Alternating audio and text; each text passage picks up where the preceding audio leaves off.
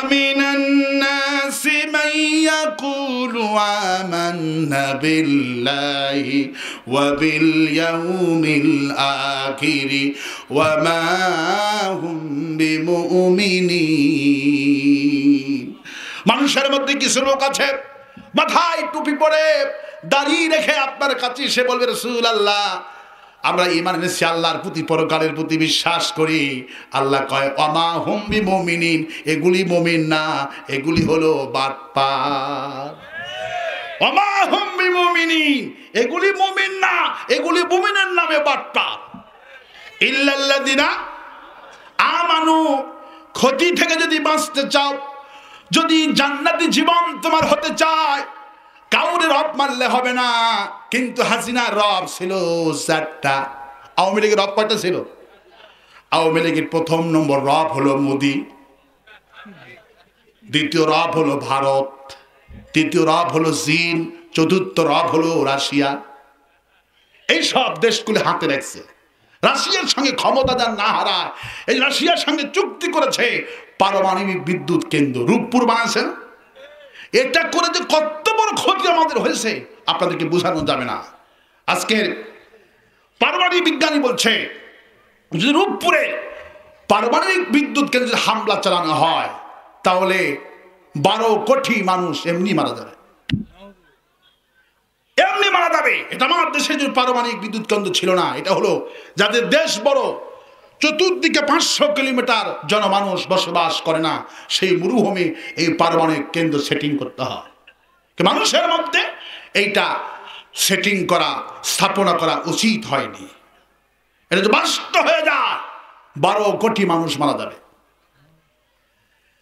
Russia হাতে রেখেছে এবং ভারতকে হাতে রেখেছে চীনকে হাতে রেখেছে ক্ষমতা যার না ছাড়ে বাঁচবে 150 বছর আল্লাহর প্রতি ঈমান নাই আমার এক মুসল্লি বলছে হুজুর হাসিনা তো 150 বছর বাঁচবে আমি বললাম দলিল কি কয় দলিল আছে হুজুর জানেন না 150 বছর বাঁচবে জামাত বিএনপি ফিনিশ কোরআন পর্যন্ত মরবে না আমি বললাম কত বছর বাঁচবে কয় 150 বছর আমি বললাম তথ্য কি কয় তথ্য হলো আওয়ামী লীগের লোকদের গল্প শুনেছি যে চায়না একটা বড়ি আবিষ্কার করছে এক একটা বড়ি 3000 কোটি টাকা এইটা খাইলে 50 বছর বাঁচবে হাসিনা 3টা খাইছে কয়টা খাইছে হাসিনা 3টা খাইছে হুজুর 150 বছর বাঁচবে পাক ভি আল্লাহ ভি कुरान भी एक हरमे पाक भी अल्लाह भी कुरान भी एक कुछ बुरी बातें जोते जो मुसलमान भी एक हे मुसलमान তোমরা সকলেই তো বলো আল্লাহ আমাদের একটা কোরআন আমাদের একটা নবী আমাদের একটা আল্লাহ যদি এক হয় কোরআন যদি এক হয় ঘোষণা করো আমাদের দলও হবে একটা দল কয়টা হবে সেই দলের নাম কি সেই দলের নাম কি সেই দলের নাম হলো ইসলাম আমরা যেন ইসলামী দল করতে পারি আল্লাহ তৌফিক দিক বলে আমি আর আসতে বলি আমি আর আসতে বলি আমি আজকে আপনাদের কাছে ছোট্ট একটি সূরা থেকে কোরআনে কারিমের আলোচনা করার ইচ্ছা পোষণ করেছি মাত্র 3 আয়াত কয় আয়াত 3 আয়াত যেহেতু তাফসীরে মাহফিল আমি সামান্য কোরআনে কারিমের ছাত্র মাত্র কোরআনে কারিমে তাফসীর করার যোগ্যতা আমার তেমন নেই আমি একজন তালিবে ইলম আল্লাহ পাক যতটুকু ইলম আমাকে দান করেছেন সুবহানাকা লা ইলমা লানা ইল্লা মা আল্লামতানা ইন্নাকা আনতাল আলিমুল হাকীম আমার কোনো ইলম নাই কোনো জ্ঞান নাই যতটুকু জ্ঞান আল্লাহ সুবহানাহু ওয়া তাআলা আমাকে দিয়েছেন ততটুকু জ্ঞান দিয়ে আপনাদের মাঝে কোরআনে কারীম থেকে যার সামান্য কথা বলার চেষ্টা করব আমা তৌফিকে ইল্লা বিল্লাহ আজকে আমি ছোট্ট একটি সূরা থেকে আলোচনা করব এই সূরা যখন নাজিল হচ্ছেন এই সূরাটা নাজিল হয়েছে আসরের সময় কখন নাজিল হয়েছে আসরের সময় নবী করিম সাল্লাল্লাহু আলাইহি ওয়াসাল্লাম আসরের সময় দারুন নাদওয়া পার্লামেন্টের সামনে গিয়ে যখন কালিমার দাওয়াত দিচ্ছিলেন, লা ইলাহা ইল্লাল্লাহু মুহাম্মাদুর রাসূলুল্লাহ, সব নেতারা পার্লামেন্ট থেকে বের হয়ে গেলেন। বেরে বলছেন, মুহাম্মদ সাল্লাল্লাহু আলাইহি সাল্লাম তুমি আবার কার দাওয়াত দিচ্ছ? নবীজি বলছেন, আমি দাওয়াত দিচ্ছি, এক আল্লাহর দাওয়াত দিচ্ছি। তোমরা এসো, আমরা নামাজ পড়লাম আসরের, আর মুঠেই তোমরা নামাজ পড়তেছ না, ওই হাল্লা করছো, পার্লামেন্ট জমাচ্ছ, বাজার জমাচ্ছ। রাসূল যখন নামাজ পড়তে গেলে আসরের সময় মক্কার কাফেরেরা নামাজের সময়টাকে তারা হেলা মনে করে দিলেন, আসরের সময়কে তারা অযথা সময় মনে করলেন, গল্প গুজব আর খেল তামাশায় যখন তারা ভরে গেল, আল্লাহ পাক ঠিক সেই মুহূর্তে সূরা আল আসর সূরা নাজিল করে দিয়ে দিলেন। আল্লাহ পাক তখন হুজুরকে বলছে, হাবিব ওদেরকে জানিয়ে দেন, ওয়াল আসরি ইন্নাল ইনসানা লাফি খুসর ইল্লাল্লাযীনা আমানু ওয়া আমিলুস সালিহাতি ওয়া তাওয়াসাউ বিল হাক্কি ওয়া তাওয়াসাউ বিস সাবর। এই সূরা যখন নাজিল হয়ে গেলেন, রাসূল করিম সাল্লাল্লাহু আলাইহি সাল্লাম এবং প্রত্যেকটি সাহাবীরা এই সূরাকে এমন ভাবে মুখস্থ করলেন, যখন একজন সাহাবীর সঙ্গে দেখা হয়ে যেত তখন সূরা তখন তেলাওয়াত করে শোনাতেন, আবার যখন বিদায় হয়ে যেতেন এই সূরা তখন তেলাওয়াত করে বিদায় হয়ে যেত। কোন সুবহানাল্লাহ। আল্লাহ পাক এখানে কসম খাচ্ছেন, আলিফ এবং লামের আগে আল্লাহ পাক একটা ওয়াও বসিয়েছেন, এটা হলো ওয়ে কাসমিয়া। আরবি গ্রামার অনুযায়ী এটাকে বলা হয় ওয়ে কাসমিয়া। আল্লাহ পাক যখন কোনো জিনিসকে প্রাধান্য দেন, আল্লাহ পাক তখন কসম খান। যেমন আপনি যদি আমাকে কোনো অপবাদ দেন যে ভাই আপনি মিথ্যা কথা বলছেন, মিথ্যা কথা বলছেন, আমি তখন কথাটাকে দৃঢ় করার জন্য, আপনাকে কথাটা মজবুতি করার জন্য তখন বলি আল্লাহর কসম। আমরা কসম করি কার নামে? আল্লাহর নামে কসম করি। তখন আপনি বোঝেন যে লোকটা যখন আল্লাহর নামে কসম করছে, নিঃসন্দেহে এটা মজবুতি এবং এটা অ্যাকুরেট, 100% সত্য। আল্লাহ পাক যখন কোনো কথাকে গুরুত্ব দিতে যান, আল্লাহ পাক তখন গোটা কোরআনে আল্লাহ পাক 22টি জায়গায় কসম খেয়েছে। কয় জায়গায় কসম খেয়েছে? 22টি জায়গায় কসম খেয়েছেন। তারার কসম খেয়েছেন, বাতাসের কসম খেয়েছেন, সূর্যের কসম খেয়েছেন, আকাশের কসম খেয়েছেন, আসরের নামাজের সময় ওয়াক্তেরও কসম খেয়েছেন আল্লাহ রাব্বুল আলামিন। আল্লাহ পাক সময়কে যখন মানুষেরা গুরুত্ব দিল না, তখন আল্লাহ পাক এই সময়টাকে গুরুত্ব বোঝানোর জন্য আল্লাহ পাক বলছেন, ওয়াল আসরি ইন্নাল ইনসানা লাফি খুসর, নিশ্চয় প্রত্যেকটি মানুষের জীবন বিফল, জীবন ক্ষতিগ্রস্ত। ওদের জন্য জীবন বিফল নয়, ওদের জীবনটা সফল হয়ে যাবে। 4টি কাজ যারা করবে এদের জীবনটা সফল হয়ে যাবে। ইল্লাল্লাযীনা আমানু ওয়া আমিলুস সালিহাতি ওয়া তাওয়াসাউ বিল হাক্কি ওয়া তাওয়াসাউ বিস সাবর। ঈমান যদি আনতে পারো, ঈমান আনার পর শুধু ঈমান আনলেই হবে না, আমল সালেহ করতে হবে, শিরিক মুক্ত আমল করতে হবে, হকের দাওয়াত দিতে হবে। আর হকের দাওয়াত দিতে গেলে মার আসবে, নির্যাতন আসবে, ফাঁসি দেওয়া হবে, ওই মুহূর্তে তোমাদেরকে সবর ইখতিয়ার করতে হবে। এই 4টি বৈশিষ্ট্য যার মধ্যে থাকবে, আল্লাহ পাক বলছেন তাকে আমি ক্ষতি থেকে বাঁচায়া দিব। আমার ভাইয়েরা, প্রত্যেকটি নবীরা ঈমানের দাওয়াত দিয়েছেন, কারণ ঈমানটা হলো মূল, ঈমানটা হলো এক। আপনি যত শূন্য লেখেন না কেন, এই মাইক এখানে কোনো আওয়াজ আছে? ভেতরে আপনার আওয়াজ পাচ্ছেন? অল্প, একটু একটু একটু আওয়াজ দিতে হবে।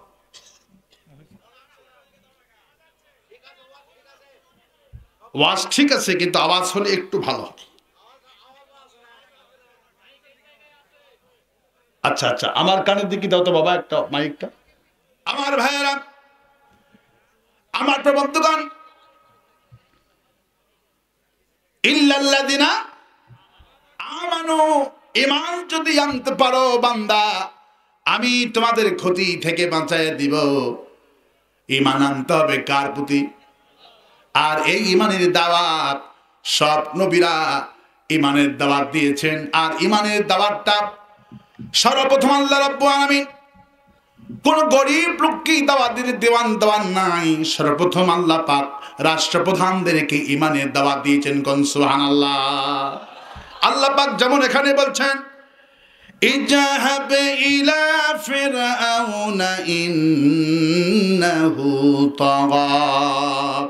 হে মুসা, আমি তোমাকে অর্ডার করছি, হুকুম করছি, তুমি এই কালেমার দাওয়াত, ঈমানের দাওয়াত নিয়ে যাও ফিরআউনের দরবারে। কার দরবারে নিয়ে যাও? ফিরআউনের দরবারে নিয়ে যাও। কারণ ফিরআউন তাগুত হয়ে গেছে।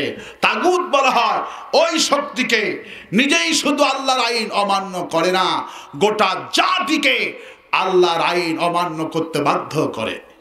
যেমন 16টা বছর আমাদেরকে শেখ হাসিনা আল্লাহর আইন অমান্য করতে বাধ্য করেছে। দৃষ্টান্ত দেখেন, রাসূল করিম সাল্লাল্লাহু আলাইহি ওয়াসাল্লাম বলছেন, বুখারীর হাদিস, কোন ঘরে যদি প্রাণীর ছবি থাকে, মানুষের ছবি থাকে, ওই ঘরে ফেরেশতা প্রবেশ করে না। অথচ টাকার মধ্যে ছবি, সেই ছবি পকেটে নিয়ে আমাদেরকে নামাজ পড়তে হয়েছে। এটা সম্পূর্ণ শিরিক ছিল। হাসিনা শুধু আল্লাহর আইন নিজে অমান্য করেনি, গোটা জাতিকে আল্লাহর আইন অমান্য করতে পার্লামেন্টে বসে বাধ্য করেছে। সে ছিল তাগুত। সে কি ছিল? ফিরআউন নিজেই শুধু আল্লাহর আইন অমান্য করেনি, গোটা জাতিকে বলেছে, আনা রাব্বুকুমুল আ'লা, আমি হলাম তোমাদের রব, আমার প্রতি ঈমান আন। ফিরআউনের প্রতি ঈমান আনলে ঈমান থাকবে নাকি? আল্লাহ বলছেন, ইল্লাল্লাযীনা আমানু, ঈমান আনতে হবে কার প্রতি? এখন কেউ যদি ফিরআউনের প্রতি ঈমান আনে, ঈমান তো নষ্ট হয়ে যাবে। এই জন্য আল্লাহ পাক ফিরআউন, যাতে উনি যে দাবি করেছেন গোটা জাতিকে তিনি নিষিদ্ধ করেছেন, আমাকে রব মানতে হবে, আমি তোমাদের খোদা। আল্লাহ পাক অর্ডার করলেন, মুসারে এই কালেমার দাওয়াত সর্বপ্রথম নিয়ে যেতে হবে ফিরআউনের দরবারে। মুসা আর হারুন দুই ভাই কালেমার জিকির করতে করতে ফিরআউনের বাড়ির দিকে রওনা করলেন। আর ফিরআউনের কাছে খবর পৌঁছে গেল, মুসা আর হারুন দুই ভাই কালেমার দাওয়াত নিয়ে আসতেছেন। ফিরআউন গোয়েন্দা বাহিনী যখন ফিরআউনের কাছে এই রিপোর্টটা দিল, ফিরআউন মূল দরজা থেকে ভেতর পার্লামেন্ট পর্যন্ত 90টি দরজা ছিল। ইবনে কাসির বলেন 90টি দরজা পুলিশ দিয়া পাহারা দিয়ে দিল, যাতে করে মুসা আর হারুন দুই ভাই পার্লামেন্টে না আসতে পারে। মুসা আলাইহিস দরজার কাছে গেলেন, যেদিকে পুলিশ, দরজা বন্ধ। আল্লাহ পাক বলে, মুসা ধমকে দাঁড়ালে কেন প্রবেশ করো? আল্লাহ কিভাবে প্রবেশ করব? দরজা তো পুলিশ দিয়া বন্ধ করছে। আল্লাহ পাক বলে, মুসারে আমি যেহেতু পাঠাইছি, দরজা তো খুলবে। ওয়ামা তিলকা বিয়ামিনিকা ইয়া মুসা, মুসা তোমার হাতে কি লাঠি? লাঠি দিয়ে বাড়ি মারো। মুসা আলাইহিস সালাম একটা লাঠি দিয়ে বাড়ি মারলেন, এক মূল দরজায়, প্রথম দরজায় বাড়ি মারলেন। আল্লাহ পাক আপন কুদরত দিয়া 90টি বন্ধ দরজা খুলে দিয়ে দিলেন। মুসা আলাইহিস সালাম পার্লামেন্টে চলে গেলেন, যে জিকির করছেন, লা ইলাহা ইল্লাল্লাহ, লা ইলাহা ইল্লাল্লাহু মুসা কালিমুল্লাহ। ফিরআউন শুনে বলছে, মালিমতু লাকুম মিন ইলাহিন গায়রি, আমি তো জানি না আমি ছাড়া আর কোন ইলাহা আছে। মুসা, আবার যদি কোনোদিন এই পার্লামেন্টে নতুন করে কোনো কালেমার দাওয়াতটা নিয়ে আসো, লাজালান্নাকা মিনাল মাসজুনিন। আবার যদি নতুন করে কোন কালেমার দাওয়াত দাও, আমি তোমাকে জেলখানায় বন্দী করব। ফিরআউন যেইভাবে মুসা আলাইহিস সালামকে কালেমার দাওয়ার অপরাধে জেলের হুমকি দিয়েছিল, ফিরআউনের বোন হাসিনাকে আমরা 16টা বছর দেখেছি একইভাবে হুমকি দিয়েছে। একটাই ভয়, শুধু জেলখানার ভয় দেখানো। আর আসতে বলবেন ঠিক, আর আসতে বলবেন ঠিক। কিন্তু ইমানদার লোকেরা কখনো ভয় পায় না। কাকে ভয় পায়? গতকালকে আওয়ামী লীগের এক নেতা বলছে আমরা আল্লাহ ছাড়া কাউকে ভয় পাই না। আমি বললাম লম্বা লম্বা কথা বলো মিয়া, তোমাদের নেত্রী স্বয়ং হাসিনা ভয়ে পালাইছে, ঠিক কিনা? লম্বা লম্বা কথা বলছে আমরা ভয় করি না, এখন অথচ তার নেত্রী ভয়ে পালাইছে, ঠিক কিনা বলে? ভয় আমরা করি না। ভয় কারা করে না? ইমানদার লোকেরা কখনো ভয় করে না। ইমান যারা আছে ইল্লাল্লাযিনা আমানু, ইমান যারা আছে আল্লাহ ছাড়া কাউকে ভয় পায় না। ইমানদার লোক ছিলেন শহীদ আব্দুল কাদের মোল্লা, সুবহানাল্লাহ।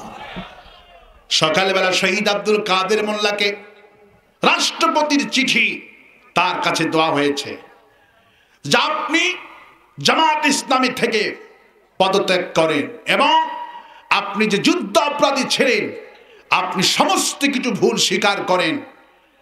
আব্দুল কাদের মোল্লা সমস্ত রাষ্ট্রপতির চিঠি টুকরো টুকরো করে পায়ের তলে পিষ্ট করে দিয়েছে। যে একজন মজলুম কখনো জালিমের কাছে সাহায্য চাবে না। আমি যুদ্ধ অপরাধী নয়, আমি মানুষ হত্যা করিনি। আর জামাত ইসলামী তো কোরআনের দল, এই দল তো পদত্যাগ করার কোনো প্রশ্নই ওঠে না। আমার ভাইরা, ইমানদার কারে বলে? ইল্লাল্লাযিনা আমানু, ইমানদার লোকেরা কখনো জালেমের সাথে আপোষ করে না। আমরা সাহাবী দেখেছি, চোখে দেখি নাই। শহীদ আবু সাইদকে দেখেছি কেমন ইমানদার, বন্দুকের ললের কাছে 3টা গুলি বুক কলিজা ভেদ করে চলে গেল, তবু হাসিনার কাছে মাথা নত করে নাই। আরো আস্তে কণ্ঠী। আমরা শহীদ সাহাবীদের দেখি নাই, শুধু ইতিহাস পড়েছি, কোরআন পড়েছি, কিন্তু জীবন্ত আবু সাইদকে আমরা দেখলাম। বেলালের উত্তরসূরি, খাব্বাবের উত্তরসূরিকে দেখতে পেলাম 3টা গুলি বুকে ধারণ করে রংপুরে জমিনে ঘুমিয়ে আছেন। শহীদের রক্তের ফোঁটায় জালিমদের পতন হয়েছে, কোন ঠিক কিনা? আল্লাহ পাক বলেন ইন্নাল ইনসানা লাফি খুসর, প্রত্যেকটি মানুষের জীবন বিফল, জীবন ক্ষতিগ্রস্ত। নাম্বার 1 হলো ইল্লাল্লাযিনা আমানু, ঈমান যদি আনতে পারো বান্দা, আমি তোমাদের ক্ষতি থেকে বাঁচায়া দিব। আমি আল্লাহ, আমি কাইয়ুম, আমি চিরঞ্জীব, আমি চিরস্থায়ী। আল্লাহু লা, পড়েন আল্লাহু লা ইলাহা ইল্লা হুয়াল হাইয়ুল কাইয়ুম। আমি আল্লাহ চিরঞ্জীব, আমি চিরস্থায়ী। আমার প্রতি ঈমান আন, আমি তোকে স্থায়ী বানাই দেব। আল্লাহু আকবার। ইল্লাল্লাযিনা আমানু, আমার প্রতি ঈমান আন, আমাকে রব বলে স্বীকার কর, আমি তোকে চিরস্থায়ী বানায়া দিব। আর ইমানদারকে যারা ঈমান আনার কারণে ইমানদারকে যারা মারবে এরা হলো ক্ষণস্থায়ী। ইমানদারকে যারা হত্যা করবে, ইমানদারকে যারা শহীদ করবে, সেই যুগে আবু জাহেল আমার সুমাইয়া ইমানদার, ঈমান আনার কারণে সুমাইয়াকে আবু জাহেল হত্যা করলো, আমার খাব্বাবকে মারলো, বিলালকে মারলো। রাসূলুল্লাহ বললেন সে আবু জাহেলের 7 তলা বিল্ডিং ছিল, মাটির সাথে আল্লাহ মিশায়া দিলেন। শুধু মিশায়া দেয় নাই, আন্তর্জাতিক বাথরুম আবু জাহেলের বাড়িটাকে আল্লাহ করে দিয়ে দিলেন। কারণ আবু জাহেল ঈমানটা আনে নাই, বরঞ্চ ঈমানদারকে মারছে। ঈমান যারা এনেছে এদেরকে শহীদ করেছে, হত্যা করেছে। আবু জাহেলের বাড়ি যেইভাবে আন্তর্জাতিক বাথরুম হয়েছে, আবু জাহেলের উত্তরসূরি শেখ হাসিনার গণভবন আল্লাহ সেইভাবে বাথরুম বানাইছে। হাসিনার গণভবন গত সপ্তাহে উপদেষ্টা পরিষদ সিদ্ধান্ত নিয়েছে হাসিনার গণভবনকে জাদুঘর বানানো হবে। কারণ ওই গণভবন থেকে ইমানদার লোকদেরকে হত্যা করার পরামর্শ দেওয়া হতো। সাইদি সাহেবের বিরুদ্ধে যা যা বলেছে, কালকে আন্তর্জাতিক ট্রাইব্যুনালের কাছে সমস্ত ভিডিও অডিও সব তাদের হাতে চলে গেছে। দুই একের মধ্যে সেই ভিডিওগুলি আপনাদের কাছে প্রকাশ করা হবে। সাইদির ব্যাপারে, নিজামীর ব্যাপারে, বিএনপির সালাউদ্দিন কাদের চৌধুরীর ব্যাপারে কি কি পরামর্শ দিয়েছে, খাল্লাজার বাড়ির সামনে বালুর ট্রাক কিভাবে রাখার নির্দেশ দিয়েছিল, সমস্ত কিছু রেকর্ড আন্তর্জাতিক ট্রাইব্যুনালের কাছে আছে। কারণ ইল্লাল্লাযিনা আমানু, প্রত্যেকটা মানুষের জীবন বিফল, জীবন ক্ষতিগ্রস্ত। ঈমান যদি আমার প্রতি আনতে পারো, ক্ষতি থেকে বাঁচাই দেব। সুবহানাল্লাহ। ঈমানদার লোকদের কখনো লস নাই। আল্লাহু আকবার বলি। ঈমানদার লোকের কখনো লস হয় না। আল্লাহ পাক বলছে ঈমান শুধু আনলেই হবে না, তুমি যদি ক্ষতি থেকে বাঁচতে চাও, জাহান্নাম থেকে বাঁচতে চাও, ফাঁকিবাজি কালেমা পড়লে হবে না। যেমন লস অ্যাঞ্জেলেস সে আগুন লেগেছে, 1 সপ্তাহ ধরে আগুন লাগছে। গতকালকে এখন কাফের আমেরিকার কাফেররা কিছু ইমানদেরকে ভাড়াটিয়া করে এনে ওখানে আজান দোয়াচ্ছে। কি দোয়াচ্ছে? আজান দোয়াচ্ছে। আগুন আজান শুনে আরো বাড়তেছে। কারণ এই আজান হলো মুনাফিক আজান। এই আজানটা কি ফিকি? মুনাফিক আজান। একজন লোক জাহাজে করে মাল নিয়ে আসতেছিল, তখন বলছে আল্লাহ যদি তুফান থেকে তুমি আমারে বাঁচাও, আমি তোমার প্রতি ঈমান আনবো। লোকটা যখন আল্লাহ পাক তাকে মুক্ত করে দিলেন, সে ঈমান আনলো না। তার সকল সঙ্গীরা বলল, ভাই তুমি তো আল্লাহর সাথে মুনাফিকি করতেছো, তুমি তো ঈমান আনলা না। লোকটা বলছে আল্লাহ আমারে ভয় দেখাইছিল আর আমি আল্লাহরে লোভ দেখাইছিলাম। নাউজুবিল্লাহ বলবেন না? ওদের প্রত্যেকটি প্রযুক্তিগুলি ধ্বংস হয়ে গেছেন। হাজার হাজার হেলিকপ্টার দিয়ে পানি দিচ্ছে, সাগরের পাশেই তাদের সৌচ্চ শহরটাকে মাটির সাথে মিশায় দিচ্ছেন। আল্লাহ পাক বলছেন ঈমান আনো, অরিজিনালি ঈমান আনো। কিন্তু আল্লাহ পাক বলছেন ঈমানদারের মধ্যে আবার ভেজাল ঈমানদার আছে। মানুষের মধ্যে অনেক লোক আছে। ওয়ামিনান পড়েন, ওয়ামিনান নাসি মান ইয়াকুলু আমান্না বিল্লাহি ওয়া বিল ইয়াউমিল আখিরি ওয়া মা হুম বিমুমিনিন। মানুষের মধ্যে কিছু লোক আছে আবার ইল্লাল্লাযিনা আমানু, আমি বলছি ঈমান আনো, ঈমানদারদের মতো ঈমান আনো। কিন্তু যারা মুনাফিক, এরা মাথায় টুপি লাগায়, এরা হজ করে, যাকাত দেয়, কালেমা পড়ে, লা ইলাহা ইল্লাল্লাহ, নৌকার মালিক তুমি আল্লাহ। আছে না? নির্বাচনের সময় এই জিকির করে না? করে না? কালেমার জিকির করে, কোরআন শরীফ খতম করে। নারায়ণগঞ্জের শামীম ওসমান বলেছে আমি দৈনিক 70 থেকে 80 রাকাত নামাজ পড়ি।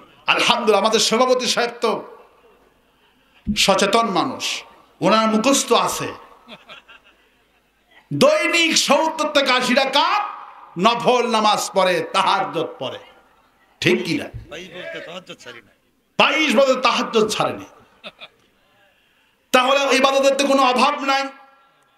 তাহাজ্জুদ পড়ে দৈনিক 70 থেকে 80 রাকাত নফল। হাসিনা পার্লামেন্টে বলল আমি বছরে কমসে কম 12 মাসে 12টা কোরআন খতম করি। কোরআন শরীফ খতম করে, 80 রাকাত নামাজ পড়ে দৈনিক। আমল আছে না নাই? আমল আছে। কিন্তু এই সব আমল কেন করে আল্লাহ পাক বলেন وَمِنَ النَّاسِ مَن يَقُولُ آمَنَّا بِاللَّهِ وَبِالْيَوْمِ الْآخِرِ وَمَا هُمْ بِمُؤْمِنِينَ। মানুষের মধ্যে কিছু লোক আছে মাথায় টুপি পরে দাড়ি রেখে আপনার কাছে এসে বলবে রাসূলুল্লাহ আমরা ঈমান এনেছি, আল্লাহর প্রতি পরকালের প্রতি বিশ্বাস করি। আল্লাহ কয় ওয়ামা হুম বিমুমিনিন, এগুলি মুমিন না, এগুলি হলো বাটপার। ওয়ামা হুম বিমুমিনিন, এগুলি মুমিন না, এগুলি মুমিনের নামে বাটপার। ইল্লাল্লাযিনা আমানু, ক্ষতি থেকে যদি বাঁচতে চাও, যদি জান্নাতি জীবন তোমার হতে চায়, কাউরে রব মানলে হবে না। কিন্তু হাসিনার রব ছিল চারটা। আওয়ামী লীগের রব কয়টা ছিল? আওয়ামী লীগের প্রথম নম্বর রব হলো মোদি, দ্বিতীয় রব হলো ভারত, তৃতীয় রব হলো চীন, চতুর্থ রব হলো রাশিয়া।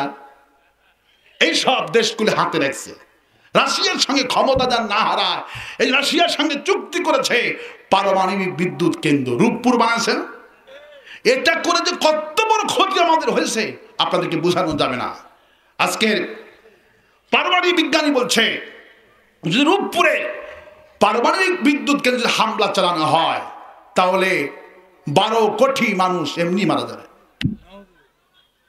এমনি মারা যাবে। এটা আমার দেশে যে পারমাণবিক বিদ্যুৎ কেন্দ্র ছিল না, এটা হলো যাদের দেশ বড়, চতুর্দিকে 500 কিলোমিটার জনমানুষ বসবাস করে না, সেই মরুভূমি এই পারমাণবিক কেন্দ্র সেটিং করতে হয়। মানুষের মধ্যে এইটা সেটিং করা, স্থাপনা করা উচিত হয়নি। এটা যে বাস্ত হয়ে যায় 12 কোটি মানুষ মারা যাবে। রাশিয়া হাতে রেখেছে এবং ভারতকে হাতে রেখেছে, চীনকে হাতে রেখেছে। ক্ষমতা যার না ছাড়ে বাঁচবে 150 বছর। আল্লাহর প্রতি ঈমান নাই। আমার এক মুসল্লি বলছে হুজুর হাসিনা তো 150 বছর বাঁচবে। আমি বললাম দলিল কি? কয় দলিল আছে হুজুর জানেন না, 150 বছর বাঁচবে। জামাত বিএনপি ফিনিশ করা না পর্যন্ত মরবে না। আমি বললাম কত বছর বাঁচবে? কয় 150 বছর। আমি বললাম তথ্য কি? কয় তথ্য হলো আওয়ামী লীগের লোকদের গল্প শুনেছি যে চায়না একটা বড়ি আবিষ্কার করছে, এক একটা বড়ি 3000 কোটি টাকা, এইটা খাইলে 50 বছর বাঁচবে। হাসিনা 3টা খাইছে। কয়টা খাইছে? হাসিনা 3টা খাইছে। হুজুর 150 বছর বাঁচবে। আমি বললাম পাগল কোথাকার, আল্লাহ পাকের কথা শোনো। আল্লাহ পাক বলেন ওয়ালা তাহিনু ওয়ালা তাহজানু ওয়া আনতুমুল আলাউনা ইন কুনতুম মুমিনিন। ভয় পেও না, হতাশা হয় না, চিন্তিত হয় না, তোমরাই বিজয় হবে যদি মুমিন হও। আল্লাহু আকবার। ইল্লাল্লাযিনা আমানু, ঈমান যদি তোমাদের থাকে বিজয় তোমরা হবা। মুসলমানরা সংখ্যা দিয়া বিজয় লাভ করেনি, মুসলমান বিজয় লাভ করেছে ঈমান দিয়া।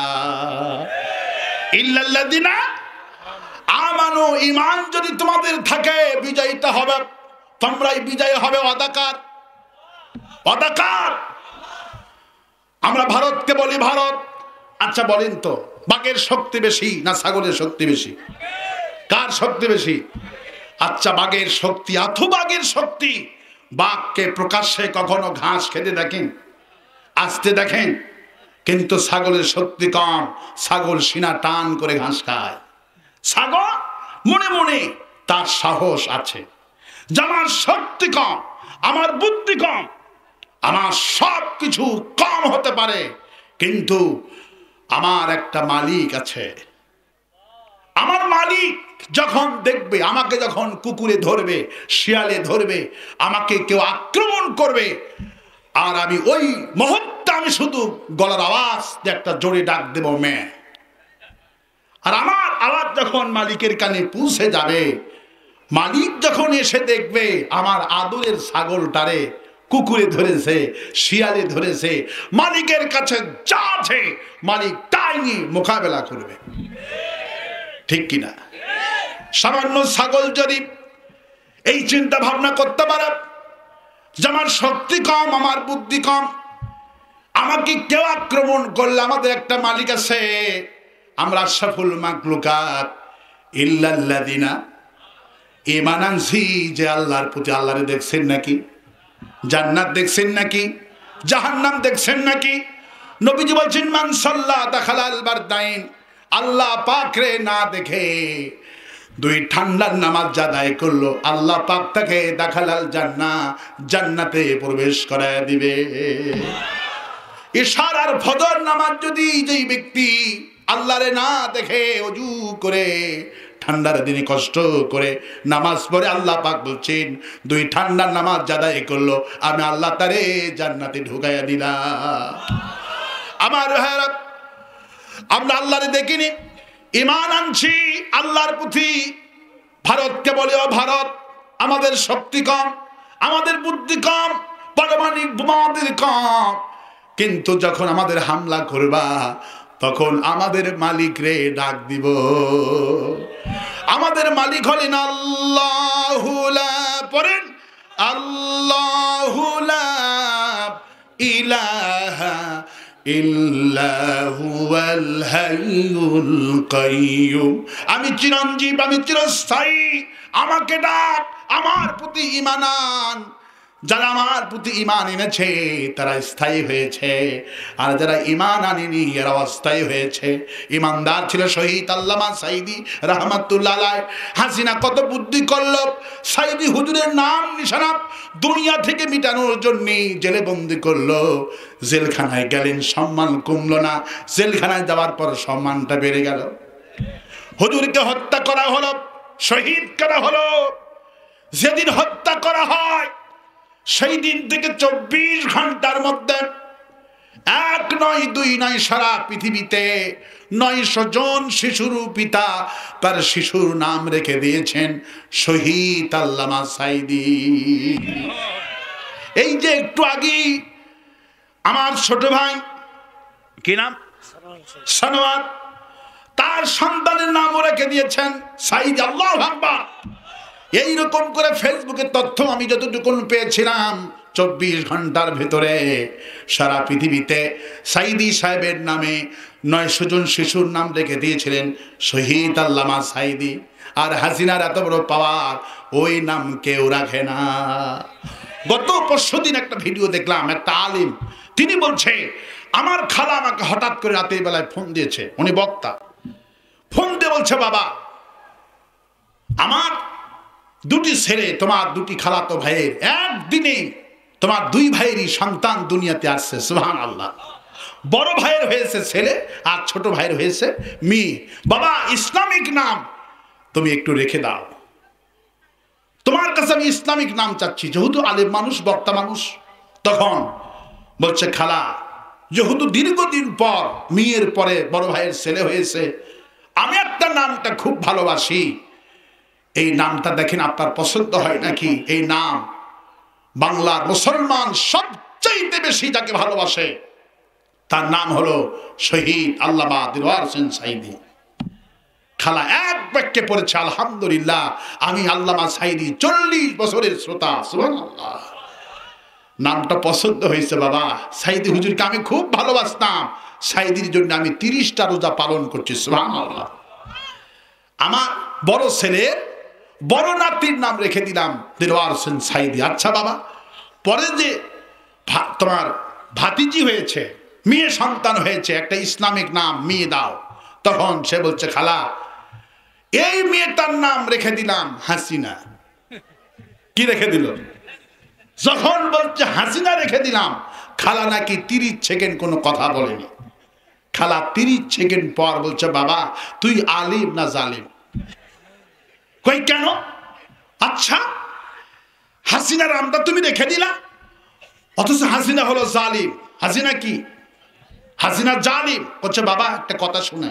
বলে খালা বলেন। বলো 1 জানুয়ারিতে স্কুলের বই যখন দিচ্ছিল, একটা মেয়ে স্কুলে ফার্স্ট হয়েছে।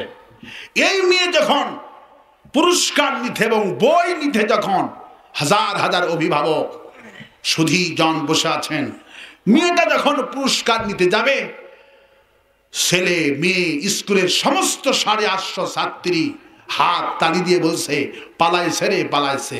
বাবা মেয়েটার নাম ছিল হাসিনা। মেয়েটার নাম ছিল কি? ক্লাস 9-এর মেয়ে, মেয়েটার নাম ছিল হাসিনা।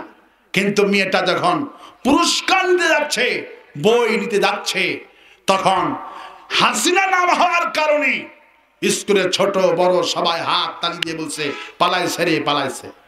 কে পালাইছে? মেয়েটা বাড়িতে গিয়ে বলছে মা এই নাম যদি রাখো হয় বিষ খাবো না হয় গলায় দড়ি দেব।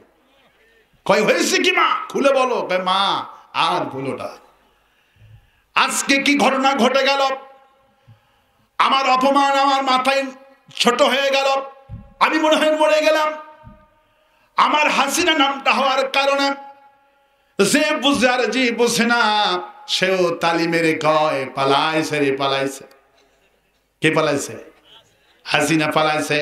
আমার নামটা চেঞ্জ করো, আমি আমার নাম রেখে দিলাম খাদিজা।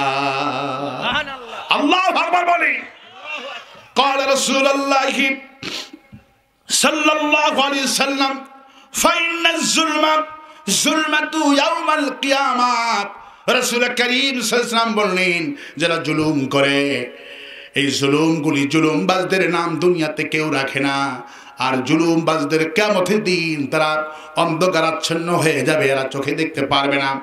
জুলুম যত করা হয়েছে রাসূল সাল্লাল্লাহু আলাইহি ওয়াসাল্লাম বুখারীতে বলেছেন খবরদার জুলুম করো মুসলিমের গর্দা থেকে তোমরা বাঁচাও। রাসূলুল্লাহ বলেছেন যে ব্যক্তি কোনো আলেমদেরকে যারা ঘ্রাণ নেবে এরা আহত হয়ে যাবে, যারা আলেমদের পিছনে লাগবে আলেমদেরকে হত্যা করবে তারা ধ্বংস হয়ে যাবে। সাহাবীরা রাসূলুল্লাহ আলেমদের ঘ্রাণ নেওয়া তো কিছুই বুঝলাম না। রাসূল বললেন যারা আলেমদের ঘ্রাণ নেবে এরা আহত হয়ে যাবে, আলেমদের রক্তপাত যারা ঘটবে এই দলগুলি টুকরো টুকরো হয়ে যাবে। আল্লাহু আকবার বলে। এই মাহফিলটা প্রতি বছর হোক, আপনারা কি চান? চান চান? তাহলে একটু রুমাল যাবে। আচ্ছা আচ্ছা ঠিক, আগামীকাল কিন্তু ঠিক আছে। আমার ভাইয়েরা, আমার বন্ধুগণ, রাসূল করিম সাল্লাল্লাহু আলাইহি ওয়াসাল্লাম বলছেন আলেমদের যারা ঘ্রাণ নেবে এরা আহত হয়ে যাবে, আর যারা আলেমদের রক্তপাত ঘটাবে এরা নিহত হয়ে যাবে।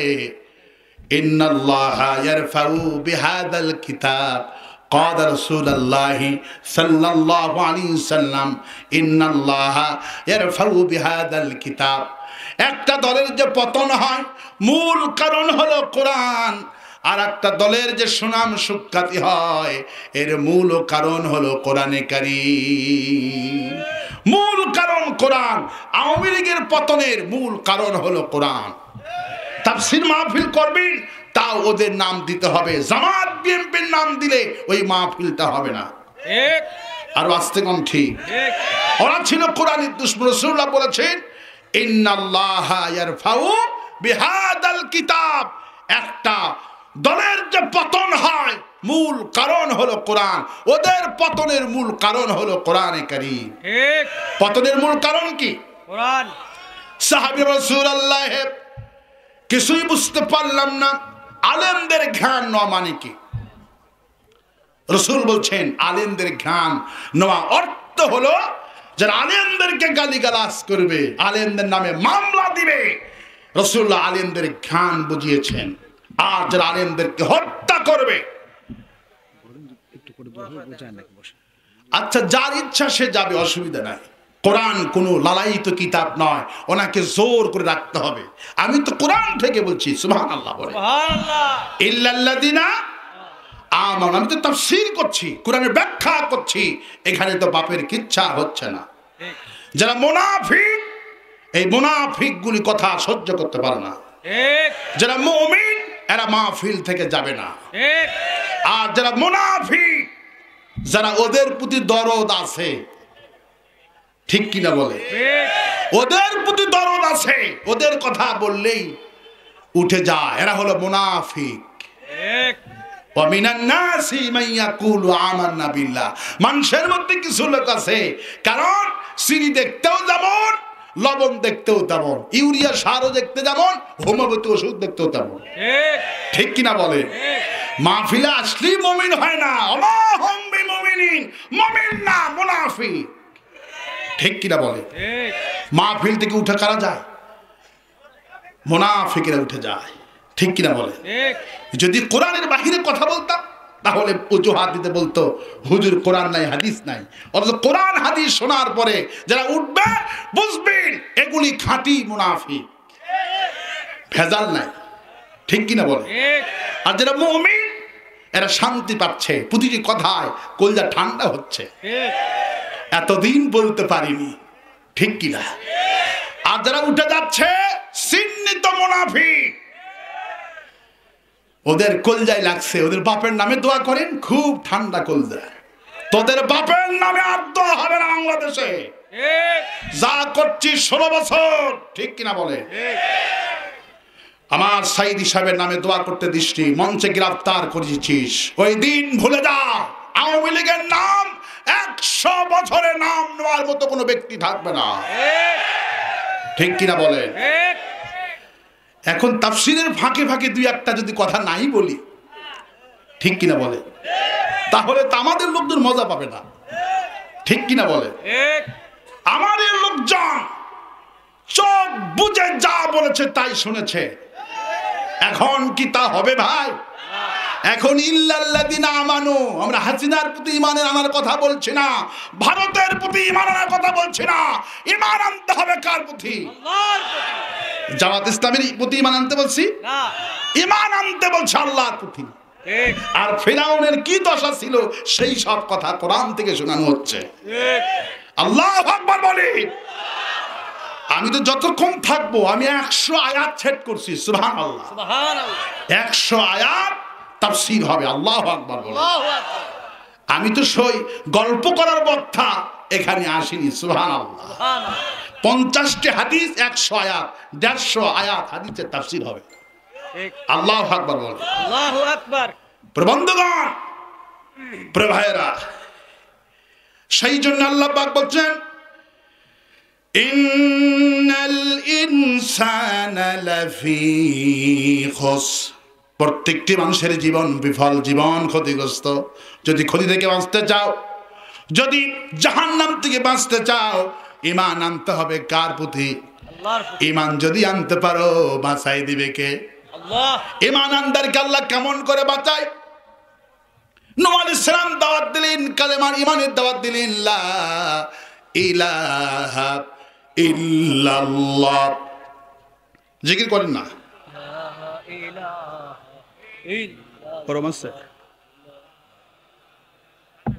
লা ইলাহা ইল্লাল্লাহু মুহাম্মাদুর রাসূলুল্লাহ। 900 বছর ধরে দাওয়াত দিলেন, ঈমান আনো ইল্লাল্লাযিনা। সব নবীর দাওয়াত ছিল একটা, ইল্লাল্লাযিনা। ঈমান আনতে হবে কার প্রতি?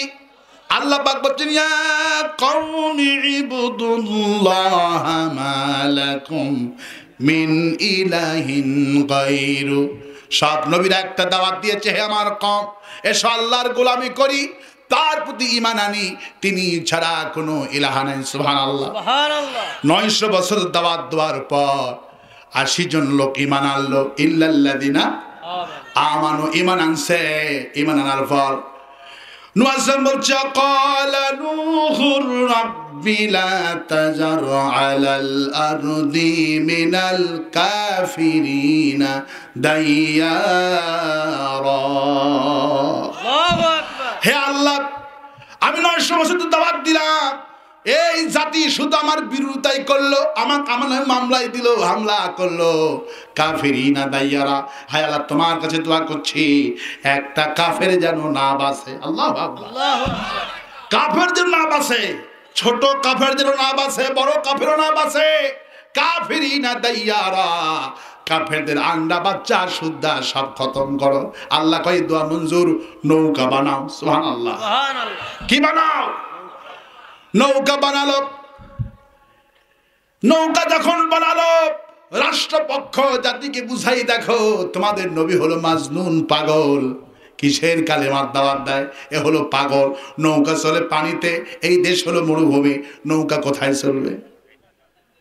নবীদেরকে পাগল বলা হলো, আমাদেরকে বলা হয়েছে রাজাকার, আর নবীদেরকে বলা হয়েছে পাগল। ঠিক কিনা বলে? আমাদের উপাধি কি? রাজাকার। বয়স যদি বয়স যদি 40 বছর হয় আর যদি আওয়ামী লীগ করতে পারেন, আপনি হবেন মুক্তিযোদ্ধার কমান্ডার, ঠিক কিনা? আর যদি বিএনপি করেন, জামাত ইসলামী করেন, মুক্তিযুদ্ধের সার্টিফিকেটের কোনো দাম নাই, ঠিক কিনা? আমার ভাইয়েরা, যারা ঈমান এনেছে এদেরকে রাজাকার বানিয়েছে যুগে যুগে, সেই জন্য আল্লাহ পাক বলেন হাসরাতান আলাল ইবাদ মা ইয়াতিহিম মির রাসূলিন ইল্লা কানু বিহি ইস্তাহজিউন। এমন কোন নবী পাঠালাম না যখনই নবীরা ঈমান